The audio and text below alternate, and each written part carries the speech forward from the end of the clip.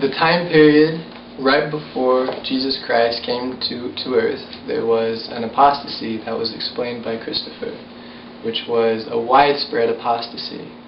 And Jesus Christ came to begin or open up a new dispensation in that time. Now, why did Jesus Christ come to earth? Now, when we think of this, there's a few reasons, but the main reason that he came to earth was to perform something called the Atonement. And the act of the Atonement enabled us to overcome physical death as well as sin or spiritual death. Now, in addition to that, Jesus Christ came and he taught his gospel, the gospel of Jesus Christ, which we can find in much of the New Testament. And he also performed many miracles in which he was able to show forth that power that he had as the Son of God. Now, Jesus Christ, he established his church, and the way he did that was by calling men, 12 men, which were apostles, to lead and guide and direct the church, part of the body of the church at that time. There is a scripture that speaks about that authority that they were given, found in the book of Hebrews, chapter 5, verse 4. And no man taketh this honor unto himself, but he that is called of God, as was Aaron. In other words, what it is saying is no one can just say, I've been called of God, unless you have been called of God by someone who has laid their hands upon your head, who has that authority, much like Aaron was called. Now, that is how Jesus Christ called those 12 apostles, was by the laying on of hands, and established that church. And with that, the complete truth was there. It was a dispensation. But unfortunately, it didn't always last that way. That's right. As we know just from history, Jesus Christ was rejected. Eventually, his apostles, although there was a church organized, eventually those apostles were killed.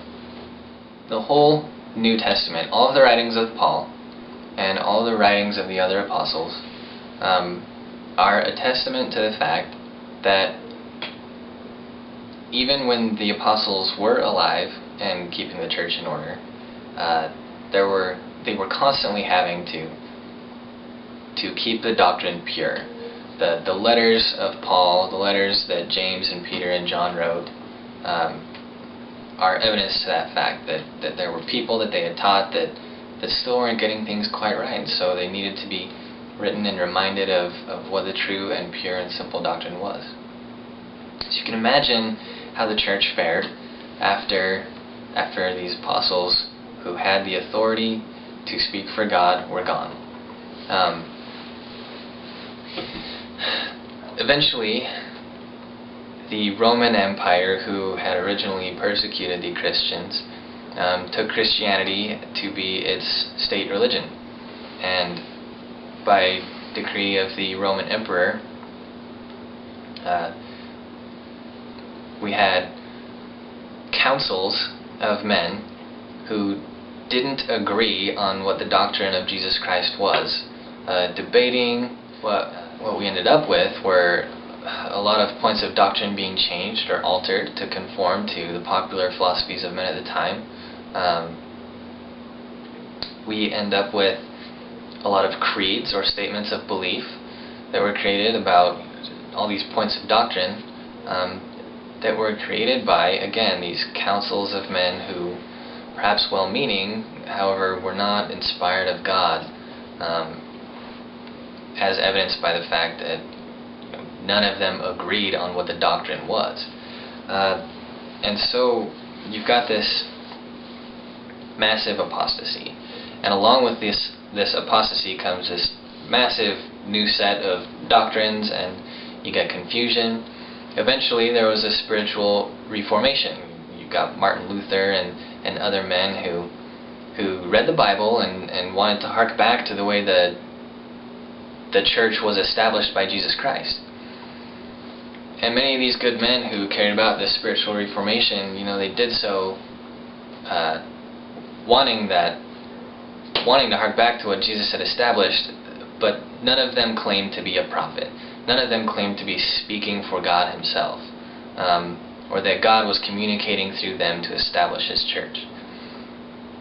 And so while the work they did was applaudable, we still needed a restoration of the fullness of the gospel.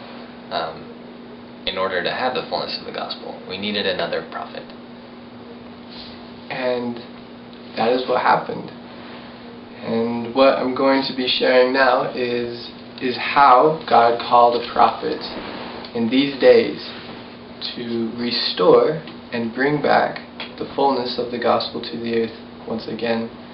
Now, this young man, his name was Joseph Smith, and he was a young man who was searching for truth. He wanted to know which church was true, which one should he join.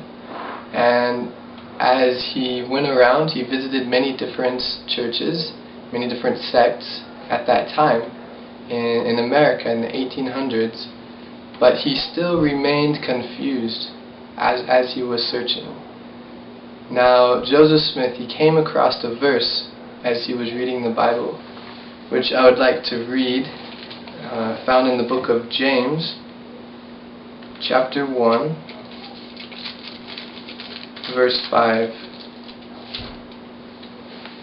If any of you lack wisdom, let him ask of God, that giveth to all men liberally, and upbraideth not, and it shall be given him. So when Joseph Smith read that verse, it had a very powerful effect, an impact on his life, because he was searching for truth. Now this scripture, it explains that we need to ask God. In other words, we need to pray if we don't know something, if we lack that knowledge. So Joseph Smith decided to do just that. He wanted to know which church to join. And one spring morning in the year 1820, he went to a grove of trees near his home, and he knelt down and he prayed, and he asked God that question, which church should he join? And an amazing thing happened, a miraculous thing, which I'd like to quote from his own words, which can be found in Joseph Smith history, which he wrote down of the experience afterwards. He said, "I saw a pillar of light exactly over my head, above the brightness of the sun, which descended gradually until it fell upon me. When the light rested upon me, I saw two personages, whose brightness and glory defy all description. Standing above me in the air, one of them spake unto me, calling me by name, and said, pointing to the other, This is my beloved Son, hear him." So in answer to Joseph Smith's prayer, God and Jesus Christ appeared to him. And what happened is they told him that none of the churches on the earth at that time were true. None of them had the fullness of the gospel on the earth.